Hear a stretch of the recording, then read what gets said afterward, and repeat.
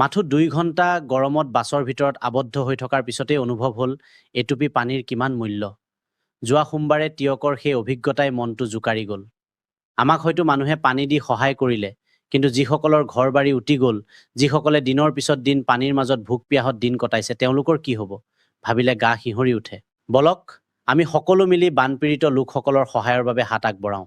এই বাৰ্তা সকলোৰে ওচৰলৈ লৈ যাবলৈ ভিডিঅ'টো শ্বেয়াৰ কৰক আৰু আমাৰ এই প্ৰচেষ্টাক সমৰ্থন কৰিবলৈ চেনেলটো ছাবস্ক্ৰাইব কৰক।